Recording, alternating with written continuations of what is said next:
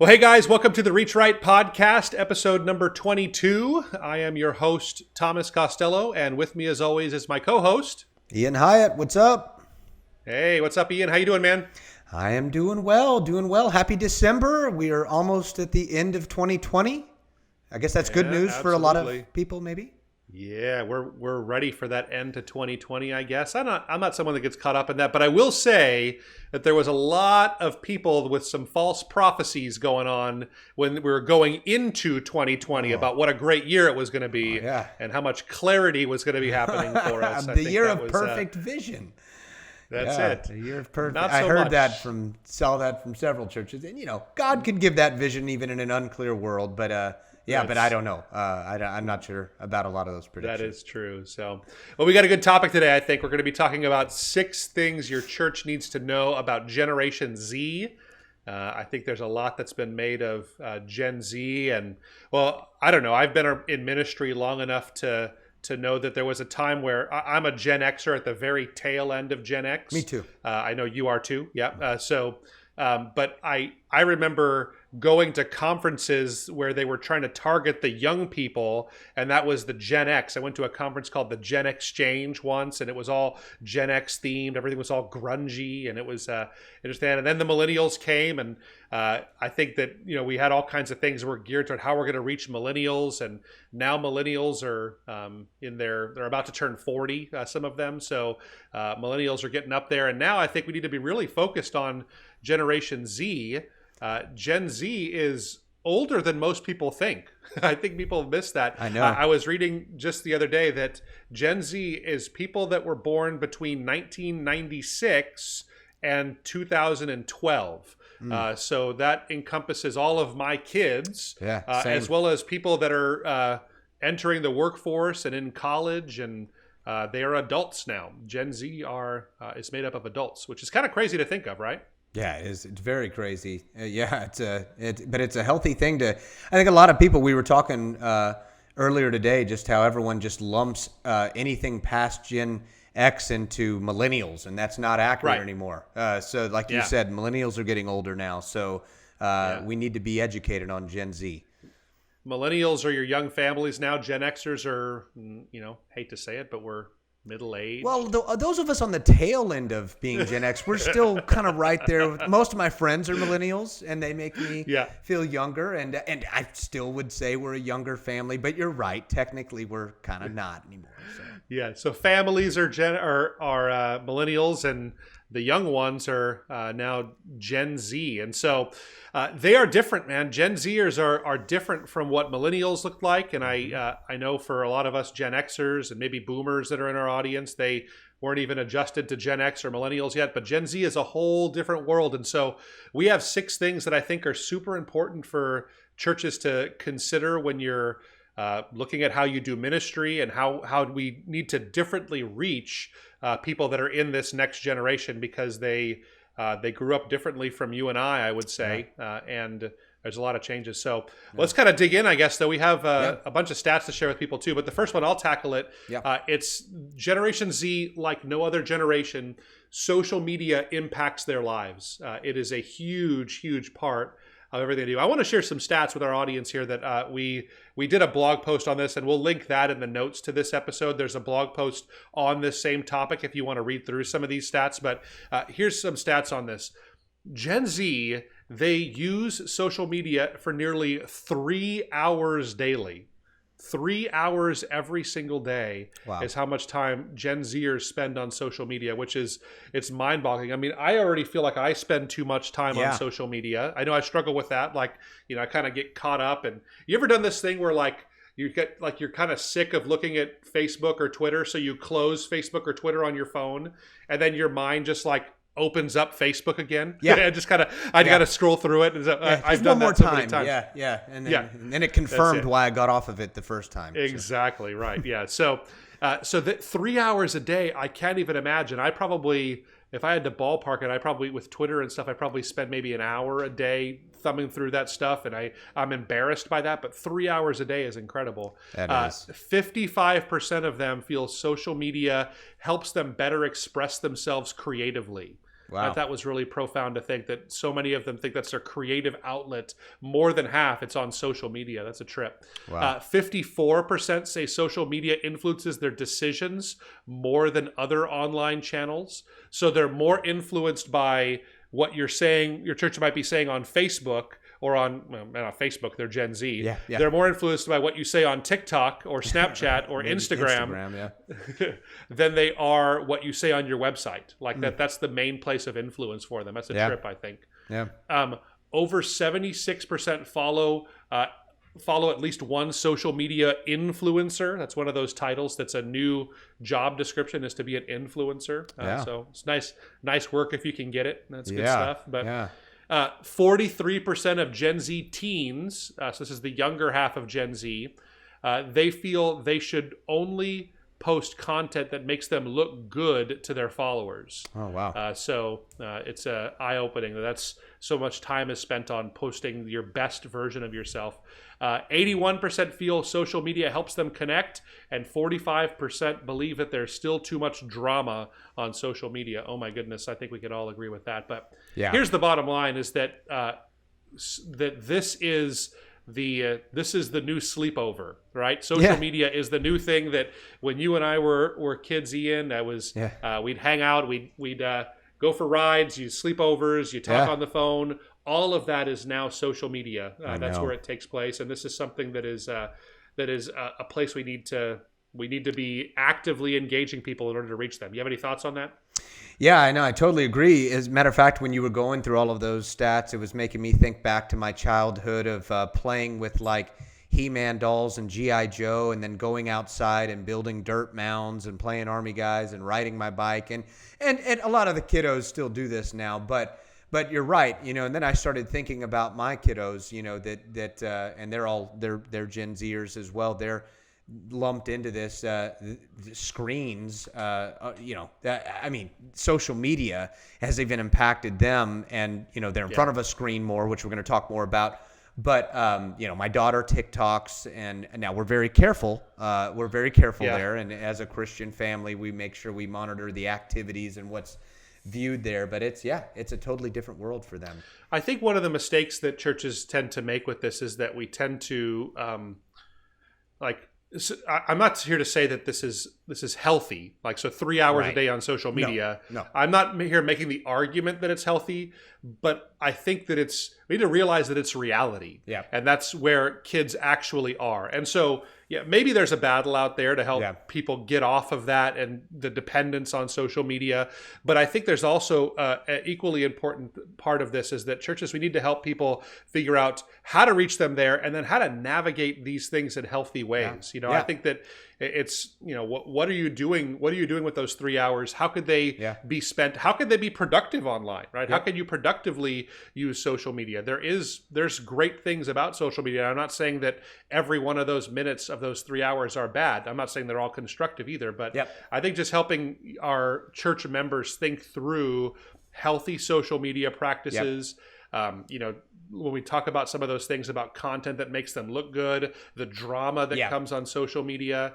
I mean, I think this is crazy, but every church in this country that has young people in it, they have people struggling with this. There's issues of, people inappropriate things that are getting posted of a sexual nature on social media channels now, all the bullying that takes place on these kinds of channels, all these things have moved online. So I think churches really can be a great voice in helping young people navigate this kind of stuff. So that's what pastors get this. And that's what I was about to say too, is just that there's arguments on both sides, right? I mean, in my mind, I think, 3 hours a day is way too much, and even if I were to limit my kiddos, or a parent's going to limit their teen or their, as far as which I think is good, it's healthy for us to obviously, as the Bible says, everything in moderation, right? Yeah. But the hours that they do spend there, we can't keep them from this, right? Most of them are going to be there. You're exactly right. If it's a reality, let's seize the moment and take the opportunity to influence them there. If like you said, that if 81% of them feels like it helps them connect, well, let's help them connect to Jesus there in the church. Absolutely. And as far as the influential stat, I mean, let's influence them for positive. Let's not just resist it and say, oh, they don't need to be there at all, or that's blow it off. So yeah, I agree with you on that. That's awesome. Yeah, that's good. So why don't you tackle the second one for us? Yeah, second one is kind of what I almost jumped to, but screens are their world, because that's what I started thinking of when you were talking about 3 hours a day, them looking on a phone and glued to that. It's not just a phone. It's also kids now have flat screen TVs in their rooms, more than ever before, that they're doing gaming on. They're taking computers to school now. Of course, now in the pandemic, they're on computers doing, if they're not in school physically, they're doing it virtually from home. If they're in school physically, they still got a computer there. And then, a lot of them, of course, have phones. And so that was not a reality for you and I, of course. I know you can probably relate when you and I were, growing up, the first video gaming systems came out, and we were like, oh my gosh. And we had that tiny tube TV, and we hooked it up, but yet still that we spent maybe a couple hours there, and then we were out and about outside. Now this generation, they're in front of it a lot. Yeah, no, that's absolutely right. I think so. The math is 3 hours are on social media. That only happens on screens, right? There's not any in-person social media. So you get 3 hours there. All the video game stats that you see, time that kids are doing that, and Netflix time and all those things. And here we're still shut down and schools aren't open, so all of that is online. And it's again, I don't want to come across as like this is all necessarily. There are negatives to this, but this is just the reality that we're in, is that kids are on screens 8, 10, 12, 14 hours a day. That's just kind of where they live nowadays, because that's what you have to be on. I mean, my daughter, she's in high school. She's in class 7 hours a day on screens. That's just the way that it is right now. So it is a challenging thing for churches to navigate. I think the thing to remember is that there's a lot of advantage to this, is that these young people are, I think you could call it like they're digitally native. Yeah. Like that is the screens are something that they've grown up with. And you ever notice that sometimes kids are like, I don't know about your kids, but my kids are really uncomfortable if they have to make a phone call, to call someone on the phone they don't know. Like that's something that I think even in my generation, like that's something that was a little bit uncomfortable. Yeah. But my parents' generation, they're totally native to the phone, right? That was something that's totally natural for them. And so I think screens are their natural habitat. They are just kind of they're used to that. And again, not arguing the merits of that. Right. That's just the reality of what it is. And so I think for churches, what we need to be thinking about is that this idea of gathering in person, I'm of the belief that should never go away, that's a biblical command. That's a part of what church is Absolutely. People need physical contact. And there's some reasons why we'll talk about with Gen Z as we go on in this. But I think that they are very comfortable, and all the research seems to show that they're very comfortable doing their services online, engaging with content, engaging with sermons, engaging with worship online. That's something that they're really already pretty good at. I think that's just something that we need to be aware of as a church. And I think as much as we want to go back to having services in person, online is here to stay. Screen services, I think that in addition to in person, I think doing church online is something that we probably aren't going to be doing away with anytime soon. Yeah. No, that's good. Yeah. And you made me think of what my parents used to say, like when electronics and computers started, progressing, they were like, oh, gosh, how naturally you're picking that up. And they didn't understand. And now, we see our kids just, picking up these things like tech, like you said, it's a little more uncomfortable actually picking up the phone to call someone. I know my daughter, who's 12 and in 7th grade, who has a phone now. We've had to teach her how to have a normal conversation with someone when she calls her grandparents. I'm like, just talk to them like you would if they were there. But they're natural, like you said, they're native. They're naturally just picking up these things, and it's something that it's pretty fluid for them to adapt to and use. So it's incredible. It's incredible. Right. Yeah, number 3, let me hit that one. And we say it this way. I think you could say that Generation Z is more uncertain. There is less black and white to Gen Z than millennials, and certainly to Gen Xers and boomers, where we've become less and less black and white. This is one that probably scares me the most, Right. because I am someone that struggles with that, probably to a fault. I tell people all the time that I'm a recovering Pharisee, and that's something that I'm a constant thing that I work out, that everything kind of naturally falls into black and white categories for me, and I have to fight that urge to not see things that way. And I think Gen Z especially, they are very open. I read a study, or I guess a report from Biola University, and they put it this way. They said they have a much more flexible moral compass naturally. Yeah. And so ministering and doing ministry in that kind of an environment to people that have a hard time buying into anything that is absolute truth, everything is relative, nothing's black and white, Right. everything's flexible. That's challenging. Like is. it's just, you have to speak a different language to people that are coming from that kind of a worldview.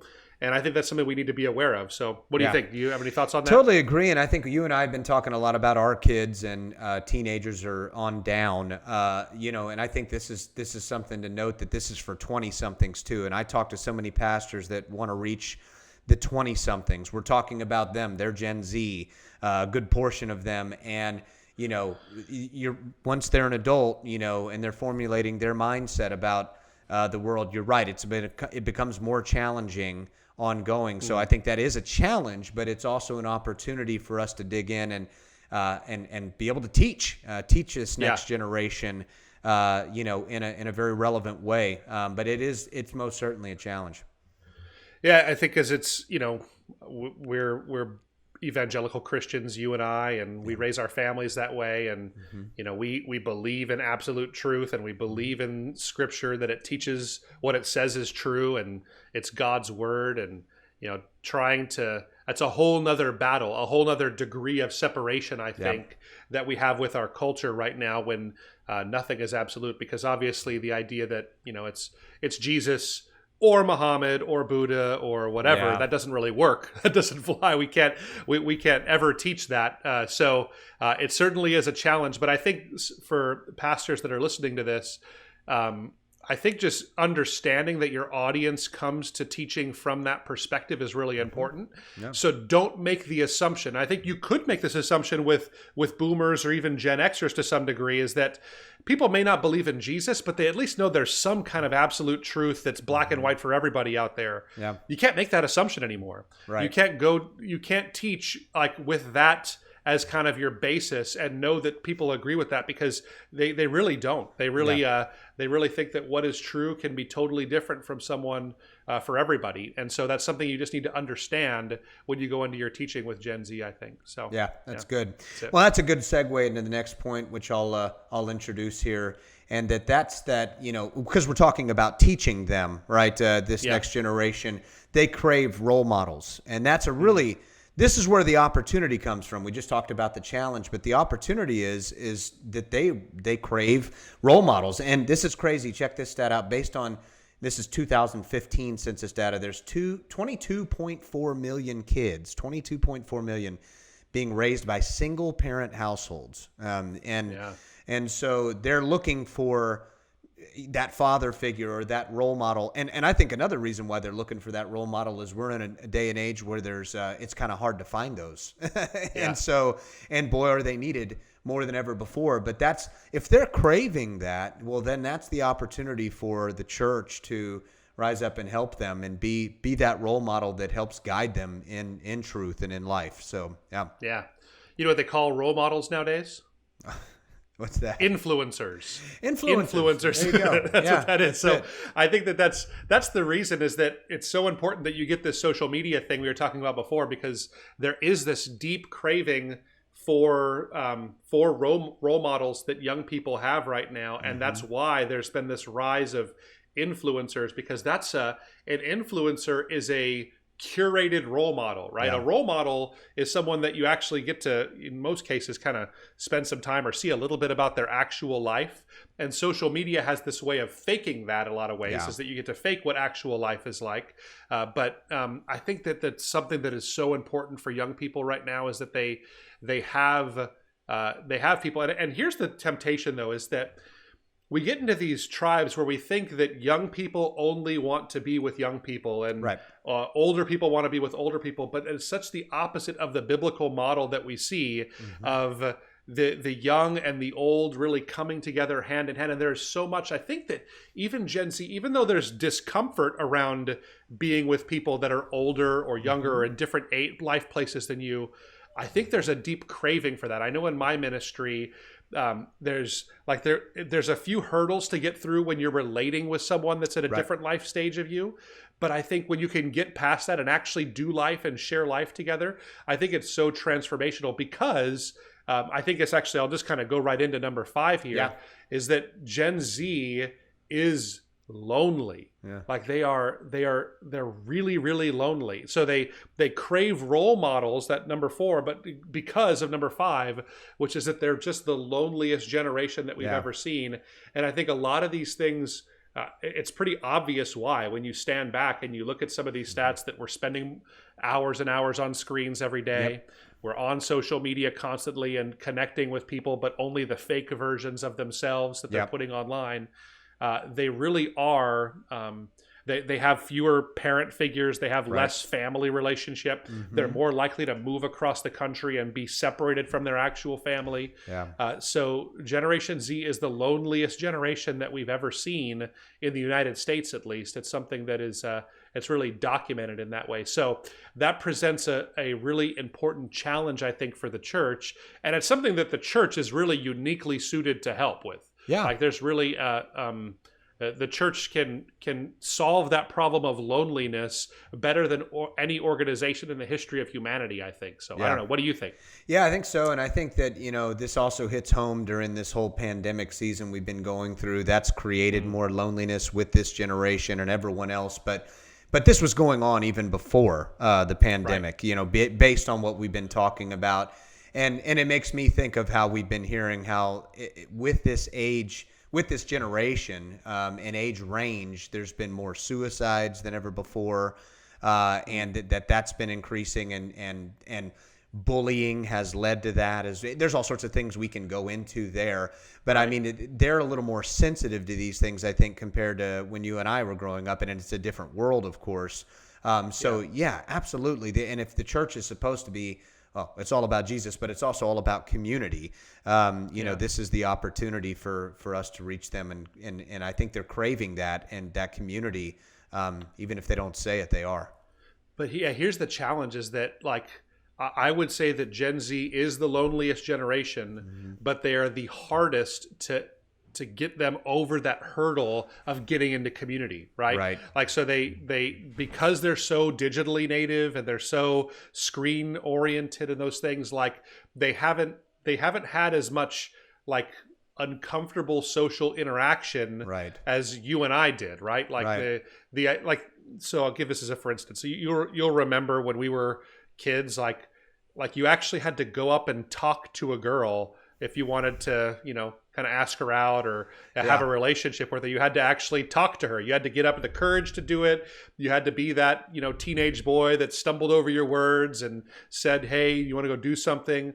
Yeah. That doesn't happen anymore. Nobody asks anybody out in person. Like, they don't go up to people and do that. They at like the boldest thing they would do is send a text, but it's through messaging and that kind of stuff that it happens. It's not face to face. It doesn't happen that way. And as hard as that stuff was, it gets you over a lot of your own insecurities when you have to do those things, when you have to go have those uncomfortable conversations. So I will say that Gen Z is actually worse, in my experience, at dealing with conflict face to face, because they don't have a lot of experience with a lot of this face to face interaction. And all that to say is this just kind of begets more loneliness when you have a hard time overcoming those hurdles. So it is a distinct challenge that the church has, but it's one that we can't abdicate. We can't just say, well, that's the way it is. They're going to be lonely, and that's who they are. Therefore, we can't reach them. We have to stay in that fight, and that is one of the most important ways. And I think probably the clearest way to reach people with the gospel is that once they feel like they belong to a group, they'll start to care more about who our group belongs to, who is Jesus, obviously. So I think it's something that's really important. Yeah. One thing I would add to that too is that, in all of my dealings with, the younger generation, yeah, there's a little bit more things you got to crack through as far as the surface, and you got to dig in a little bit deeper compared to you and I dealing with each other, for the first time, in a first with a first interaction or first impression with someone. You got to go a little bit further. But once you're in there, you're in there. They're designed. They're designed too, and you kind of touched on that, but I think that's a good encouragement for any pastors listening, saying, how do I lead this generation to Jesus? And they're hungry for it. They really are deep down. It just takes a little bit more work and digging in there. So that's good. Yeah. Why don't you wrap us up with number 6? Yeah, we'll wrap us up. They like causes. Another thing to try to get them involved in, other than community, is that this generation, maybe more than ever before, they like being a part of something bigger than themselves and a positive cause. They're growing up in a world where they're hearing more negativity than any other generation before them, and how the world's falling apart. So therefore, they're looking for a cause to be a part of. So that's another opportunity for church leaders, is give them something to jump into to be used. Yeah. I think one of the most underrated evangelism strategies right now is to actually do outreach and causes, like to do those kinds of things. Sure, it benefits the people that you're going to help, but I find that people get tied into ministries when they're able to go and serve and do these kind of things. Here's an example. So we ran a laundry love ministry at my church in Wisconsin, and we would take over 2 laundromats in the city once a month and provide free clothes washing for anybody that brought their clothes in and was in need. And so it was a awesome, great ministry. Yeah, it sounds really encouraging, but let me tell you this, is that we saw a handful of people whose clothes we washed come to our church and give their lives to Jesus over the years. We saw dozens of people that we didn't wash their clothes, but they heard about the fact that we did this. They started to help washing people's clothes and donated towards it. We saw dozens of those people jump in and find Jesus in the midst of that, because they loved what we were doing, the causes that we were behind as a church. That meant so much to them that they were ready to jump in, and they wanted to learn more about Jesus. So I think that this is something that churches really need to tap in as an evangelism strategy. It's kind of like we realize that short-term missions, they may benefit the people that we go see in other countries, but they really benefit the people that go on those mission trips and helps them to grow. So I think that getting involved with local causes and being bigger than your 4 walls, Gen Z is always going to really care about that and making a big impact with those things. Yeah, I love that you hit on that, because I think that, the takeaway to maybe the pastor that's done things traditionally, the traditional mindset has been, we have to go minister to someone that has these needs, like, that are on hard times and need their clothes washed. Well, yes, that's still a thing that you can still, by blessing someone and meeting a need, that shows God's love and that leads them closer. But it takes a little bit of a different mindset and intentionality to also maybe allow people that are not following Jesus yet in this generation to come alongside and just serve. And through that, so I think what I was trying to get at there is, I think that's the takeaway for a pastor and ministry leaders. You got to kind of have a little flip-flop in your mindset to say, hey, it's not just about meeting the need and then that brings them, and let someone else meet someone else's need, and in that they also find Jesus too. Yeah, that's exactly right. Yeah, that's good stuff.